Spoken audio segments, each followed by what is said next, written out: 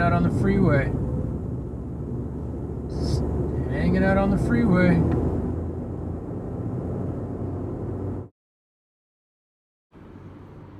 The lies we believe are like a debt we owe.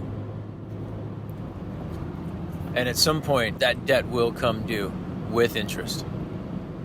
And the longer we believe these lies, the more interest we pay. The longer we believe the lie, the harder and harder it gets to come out from under that debt. The true platform that life is built on is very simple. It's not always easy, but it's not complicated. When we're not in touch with that, in order to get life to go as smoothly as it would if we were operating on the true platform, we have to construct a secondary platform, a false one. And to get that one to operate smoothly is so incredibly complicated. It requires so much patchwork, so many potholes to be filled. It is incredibly complicated. And that's why law and religion never get smaller, they only get bigger. There are always rules added. There are always books added. Books to explain the books that explain the books. And then suddenly you have a whole class of people who are considered scholars, who are the only ones that can really understand the religion. It's because the false patchwork system has to become increasingly complicated to deal with the different scenarios that pop up. We will pay back the debt we owe. And that debt is the false things that we believe. And we will pay that debt with interest. And the longer that we believe the lies, the longer that we operate on the false platform, the harder it is to get out from underneath that debt. The road might feel smooth under us at the moment, but every mile we travel is more that we will owe later. And there will come a point in this life or the next where the debt is so great that we cannot pay the interest. Where the debt is so great and so much of our energy and our resources is going to paying that debt and interest that we will become bankrupt.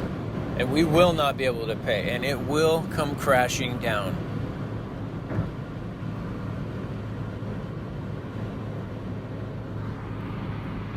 The debt of falseness is unsustainable. The debt of false beliefs, of false identity, the debt of false gods is unsustainable. But the truth really will set us free from this. It really is a maintenance-free road that we can travel. And it really is smooth as glass. And the more we travel it, the more we grow, the more we expand, the wealthier we become.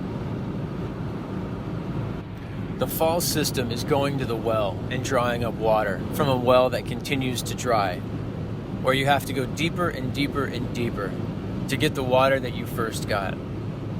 The true system is being a spring of water, where it just naturally flows out. You can't even contain it all. The false system is making sacrifices to false gods, where the return on those sacrifices gets smaller and smaller as your sacrifice increases more and more.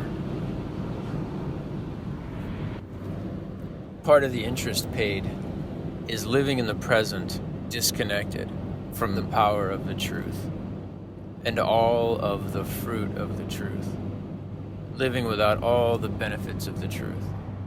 I pay that price now. And if I keep believing that lie for 10 years, when 10 years is up, I still have the lie that has to be paid off. I still have the lie that I'm living under. And yet I've paid 10 years of interest in the form of disconnection and weakness and powerlessness and anxiety.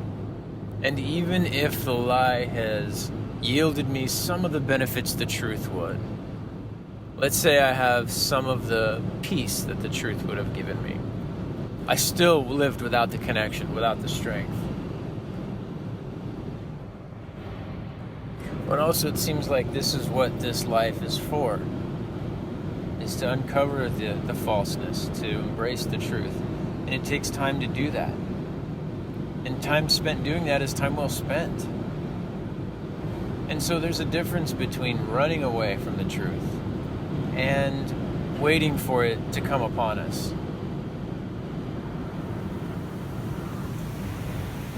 A life spent finding the truth seems like a life well spent.